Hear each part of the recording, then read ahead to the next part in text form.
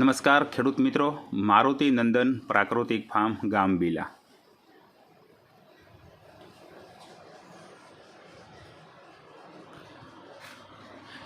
મિત્રો, આજે અમે એક લીંબુમાંથી પ્રોસેસ કરીએ છીએ. જે લીંબુને માંથી રસ કાઢીએ છીએ. રસ કાઢી અને એક અલગ પ્રોસેસ કરીએ છીએ. આપ રમેશભાઈ સાથે વાત કરીએ કે શું કરી રહ્યા છે અત્યારે. ભાઈ શ્રી રમેશભાઈ, આ લીંબુ તમે ઉતારીને આ શેના માટે અત્યારે તમે આને યુઝ કરવાના છો? અત્યારે તો ભાઈ માર્કેટ કઈ છે અને સોનામાં તો શું હોય, ઠંડુ ઋતુ એટલે કોઈ માર્કેટ તો હોય નહીં. તો હવે એક વિચાર એવો આવ્યો ભાઈ, આનો રસ કાઢી ખાંડ ભેળવી દેવાની. ખાંડ ભેળવી સોમાં હોય તો તડકો હોય નહીં, પછી પંખાની છે ને ફૂંકી દેવાનો. મારો મોટો ત્રાસ લેવો, એમાં નાખી દેવું રસ, એમાં ખાંડ મિક્સ કરી દેવું, એ પંખાની છે મેકી દેવું, પછી હાવ હુકાઈ જાય ને હાવ, પછી એને મિક્સરમાં દળી નાખવાનું. ટૂંકમાં પાવડર ફોર્મમાં તૈયાર થઈ જાય. પાવડર ફોર્મમાં તૈયાર કરવાનું. પછી જ્યારે સિઝન આપણે ઉનાળાની આવે એ શરબત માટે આપણે કામમાં લેવાનો છે. એ પાવડર જે છે એ 1 થી 2 ચમચી પાણીમાં નાખી અને શરબત બનાવવામાં યુઝ કરવાનો, કામમાં લેવાનો. તમારા 10 વ્યક્તિ છે, 10 ગ્લાસ પાણી નાખવાનું. 10 ગ્લાસ પાણી તપેલીમાં નાખીને 10 ચમચી પાવડર નાખી દેવાનો. પછી તમારે જેવું ગળ્યું મોળું કરવું હોય એ પ્રમાણે તો અલગથી ખાંડ ઉમેરવાની. અલગથી તમારે ટેસ્ટ બધું લેવું. પછી આ તમે અત્યારે જે રસ કાઢો છો, હવે એ રસની માત્રામાં સામે ખાંડ કેટલી નાખવાની? કેટલા લીટરમાં કેટલી ખાંડ નાખવાની? હવે લીંબુ છે ને 100 ગ્રામ રસ છે ને એમાં અમે 200 ગ્રામ ખાંડ નાખશું. ડબલ ખાંડ નાખવાની. ડબલ 200 ગ્રામ ખાંડ નાખવાની. યાર નંબર 1 આ તમે જો એક હળેલું જો મિત્રો, આ લીંબુ ઓછું ને એક નંબર 1 તમે આ જોઈએ કહો છો, શુદ્ધ, કોઈ હળેલું નહીં, કોઈ ખરાબ થયેલું નહીં, ઓર્ગેનિક લીંબુ છે મિત્રો. સાફ કર્યા પાણીથી. હવે જો ફાટા કર્યા. હવે આ બેરલમાં આનો સીધો રસ કાઢજો, સમજ્યા? આનો સીધો રસ કાઢી નાખજો. જો આમાં જો જો બસ આ રીતે. ના કોઈ આડઅસર કે કોઈ કેમિકલ કોઈ નહીં ભાઈ, કોઈ વસ્તુ નહીં, કોઈ વસ્તુ નહીં. પ્યોર ઓર્ગેનિક જ છે, ડાયરેક્ટ તમારી જ આ લીંબુડીમાંથી ઉતારેલા લીંબુ. હા, 100 સીકાની લીંબુડી છે.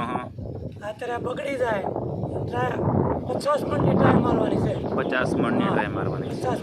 પછી બીજું રમેશભાઈ, તમે તમારા ખેતરમાં જે ઉત્પાદન પાકે છે એમાંથી શેનું મૂલ્યવર્ધન કરો છો આ રીતે? જો અત્યારે તો આપણે સોમાં બધી સિંગ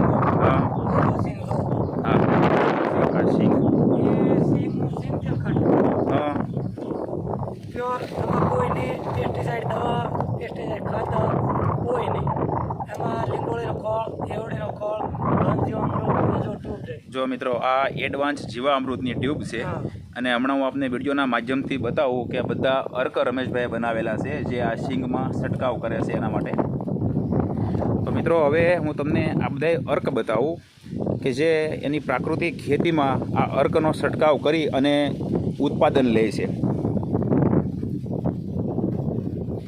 જીવામૃત, 10 પ્રાણી અર્ક, નિમાસ્ત્ર,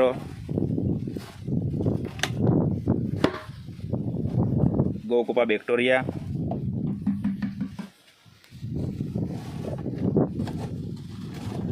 અગ્નિ અસ્ત્ર, વેસ્ટ ડિકમ્પોઝર અને આંકડાનો બોળો, અને આ પશુના ખાણદાણમાં આ અજોલા. આપ જુઓ મિત્રો, ખેડૂત જ્યાં સુધી વેપારી નહીં થાય ને ત્યાં લગણ 2 પાંદડે નહીં થઈ શકે.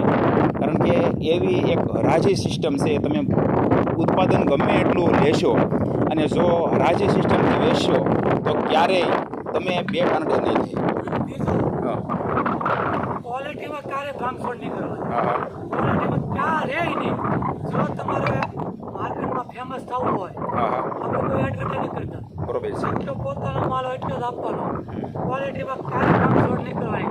આપણે સારું ખાવું છે અને સારું જોઈએ છે એ પોતા તમને તમારા ગ્રાહકને નહીં કહો. સાચી મેં વાત છે. 2 ડબ્બા શરૂ કર્યું હતું તેલ, ત્યારે 400 ડબ્બાનો ઓર્ડર છે અને 4000 ડબ્બો વેચું છું.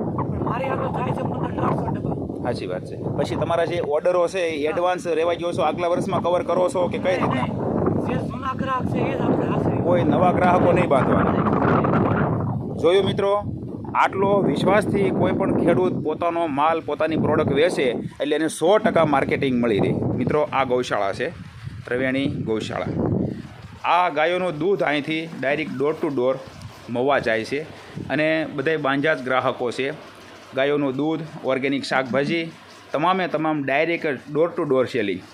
તો મિત્રો આ વિડીયોને લાઇક કરજો, શેર કરજો, સબસ્ક્રાઈબ કરજો. આભાર. અસ્તુ.